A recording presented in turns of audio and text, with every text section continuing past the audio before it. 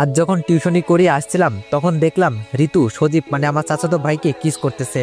আমি তাদের সামনে গিয়ে বললাম, ছি ঋতু, এগুলো কি করে করতে পারিস, ছি। এইসব বলে আমি তাদের সামনে গিয়ে বললাম, তোরা রিলেশন করিস ঠিক আছে, তোরা বিয়ের আগে কেন এইসব করতেছিস, এইসব ভালো না। তখন ঋতু আমাকে কষে ঠাস ঠাস করে চর মারলো আর বলতে লাগলো, ছোট লোকের বাচ্চা, তো সাহস কি করে হলো আমাদের ব্যক্তিগত ব্যাপারে কথা বলা? ছোট লোক আমাদের কাজে নাক গলাতে আসবি না।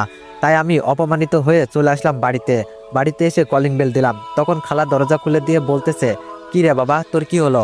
আমি বললাম, না খালা, আমার কিছু হয়নি। আমি রুমে গেলাম, রুমে গিয়ে খাটে শুয়ে ভাবতেছি আজকে আমার সাথে কি হলো। হঠাৎ ঋতু আমার রুমে কেন জানি এসে জামা কাপড় ছিঁড়তে লাগলো আর চিৎকার করতে লাগলো। আমি বললাম, ঋতু, এগুলো কি করছিস? এগুলো করিস না, দয়া করে, সবাই আমাকে খারাপ ভাববে। ঋতু বলল, তোকে অনেক সহ্য করেছি, আর না, তোকে আমি এই বাড়ি ছাড়া করব। ঋতু এবার বাঁচাও বাঁচাও বলে চিৎকার ছাড়তে লাগলো। তখন খালা এসে বলতে লাগলো, কি হয়েছে মা, দরজা খোল। ঋতু দূরে গিয়ে দরজা খুলে দিল। তখন তার মার পিছনে গিয়ে বলতে লাগলো, মা, এই জানোয়ারের বাচ্চা আমার সাথে খারাপ কিছু করতে চাইছিল, ভাগ্যিস তুমি এসেছো।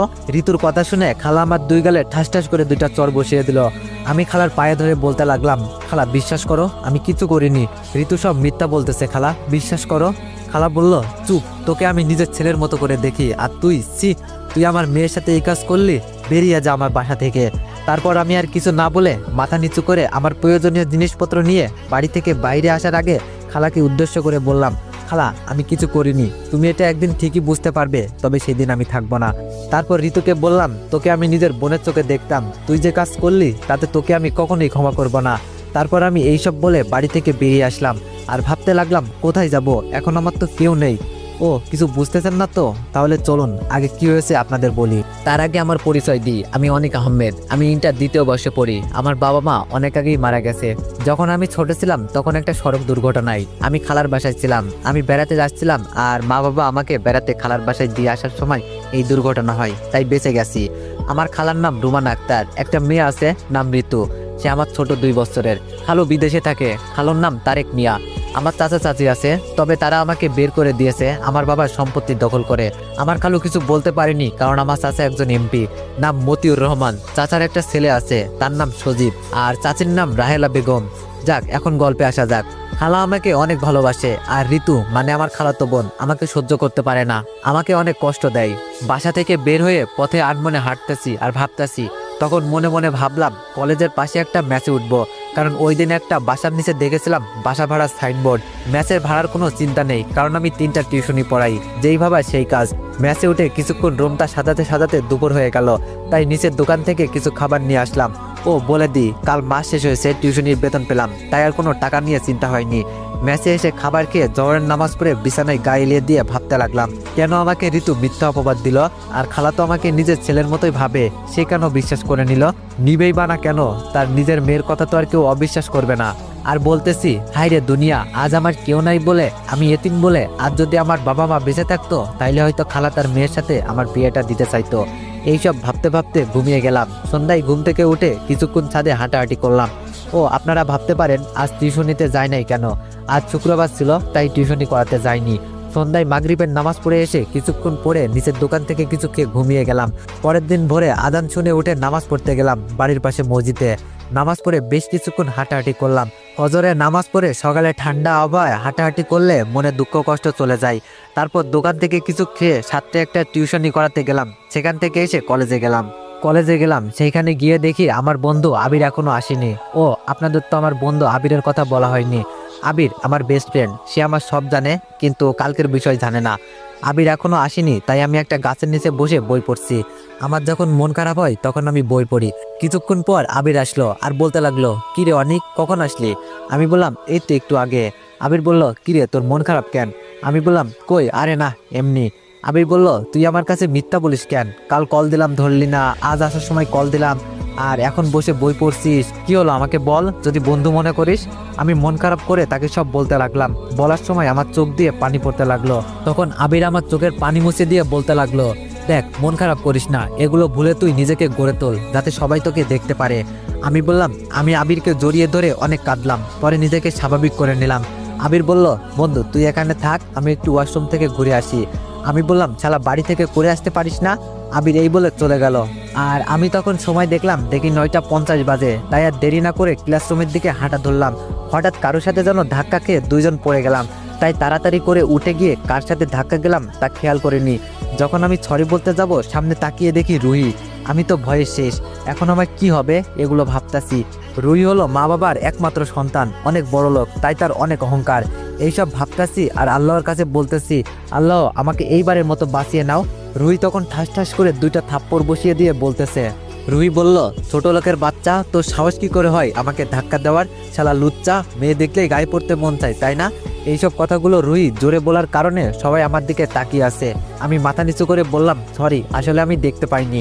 রুহি বলল, তোর শরীর গুষ্টি কিলাই, শালা ক্ষেত, তোদের মতো ছেলেদের আমার চেনা আছে, মেয়ে দেখলেই খালি গায়ে পড়তে মন চায়। এই বলে রুহি চলে গেল আর আমার চোখ দিয়ে পানি পড়তে লাগলো। আর বলতে লাগলাম, সামান্য কিছুর জন্য আমাকে সবার সামনে এইরকম অপমান না করলেও পারতো। এগুলো মনে মনে বলছি আর হাঁটতেছি। তাই তাড়াতাড়ি চোখের পানি মুছে ক্লাসরুমে গেলাম। ক্লাসরুমে গিয়ে সোজা আবিরের পাশে বসলাম। অন্যদিকে রিমি, রুহির বান্ধবী, বলতে লাগলো, রুহি তুই ছেলেটাকে শুধু শুধু কথা শুনাইলি, তার কোনো দোষ ছিল না রে। রুহি বলল, তুই চুপ করবি, তোর কেন ওই ছোট লোকের প্রতি দরদ হইতাছে? রিমি বলল, এখানে দরদের কি আছে? দেখ, তুই যেমন মানুষ সেও একজন মানুষ, শুধু ব্যবধান হলো তুই কোটিপতির মেয়ে আর ছেলেটা গরিব। তাছাড়া দেখ ছেলেটার কত মায়া লাগে।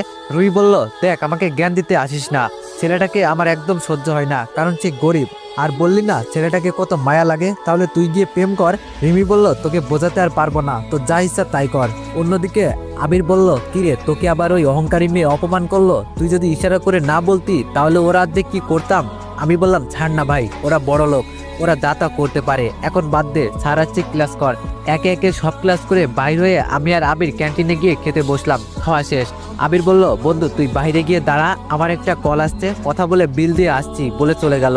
আমি বললাম, আচ্ছা ঠিক আছে বলে বাইর হয়ে কিছুক্ষণ মাথা নিচু করে হাঁটার পরে যেই না গাছতলার কাছে যাব তখন কে যেন ল্যাং মেরে দিল। আমি তাল সামলাতে না পেরে নিচে পড়ে গেলাম। সবাই হাসাহাসি করতে লাগলো। আমি লজ্জায় মাথা নিচু করে আছি। খেয়াল করলাম যে ল্যাং মারলো সে আর কেউ নয়, রুহি। তখন আমি কিছু বলতে যাব তার আগেই রুহি বলতে লাগলো, এই ছোট লোকের বাচ্চা, তোর সাহস কি করে হয় আমার শরীর টাচ করার? এই বলে কষে থাপ্পড় মারলো। তুই জানিস এই জামাটার দাম কত? এই জামাটার টাকা দিয়ে তোর সারা বছর চলে যাবে। ছোট লোক, তোর জন্য আমার জামা নষ্ট হয়ে গেল। আমি বললাম, আপনি না আমাকে ল্যাং মেরে ফেলে দিলেন, তা আমাকে কেন কথা শোনাচ্ছেন? রুহি বলল, তোর এত বড় সাহস আমার মুখে মুখে কথা বলিস? এই বলে রুহি আমার দুই গালে চড় বসিয়ে দিল। আমি আর কিছু বলতে পারছি না, তাই আমি অপমানিত হয়ে সেইখান থেকে চলে আসলাম। আবিরের জন্য আর দাঁড়ালাম না, আসার সময় মোবাইল বন্ধ করে দিই। অন্যদিকে আবির ফোনে কথা বলতে বিল দিতে দেরির কারণে আমারে যে রুহি অপমান করলো তা বুঝতে পারিনি। সে যখন বাইরে আসলো তখন সবাই আমার নামে এইটা সেটা শুনে, তাই সে তাদের কাছে গিয়ে বলে, ভাই কি হয়েছে? তারা সব আবিরকে বলতে লাগলো। তা শুনে আবিরের মাথা গরম হয়ে গেল আর সে রুহির কাছে গিয়ে বলতে লাগলো, এই যে মিস বড় লোকের অহংকারী মেয়ে, আপনি আমার বন্ধুকে কেন সারাক্ষণ অপমান করেন? রুহি বলল, এই তোর সাহস কি করে হয় আমাকে অহংকারী বলার, ছোট লোকের বাচ্চা? এই বলে যখন থাপ্পড় দিতে যাবে তখন আবির হাত ধরে বলতে লাগলো, আপনার সাহস কি করে হয় আমাকে মারার? এটা আমার বন্ধু না যে মারতে পারবেন, এটা আবির খান, বুঝলেন? রুহি বলল, তোকে আমি। আবির বলল, আরে রাখেন আপনার রাগ, আপনি একজন অহংকারী। আপনারা সবাই শুধু টাকার দিক থেকে বড়, মনের দিক থেকে ছোট। আপনারা শুধু চিনেন টাকা, তাই মানুষকে মানুষ মনে করেন না। জানেন ছেলেটা এতিম, তার কেউ নেই, তারপরেও ছেলেটা কত স্বাভাবিকভাবে হাঁটাচলা করে। সে নিজের পড়াশোনা নিজেই চালায়, তা কখনো খোঁজ নিয়েছেন? এতদিন ধরে তাকে আপনি শুধু অপমান অবহেলা করে যাচ্ছেন। ছেলেটার মনে কত কষ্ট কখনো জানতে চেয়েছিলেন? ও আমি কাকে কি বলছি, আপনাদের কাছে তো সেই মনই নেই যে তাকে বুঝবেন। এই কথা বলে আবির চলে গেল।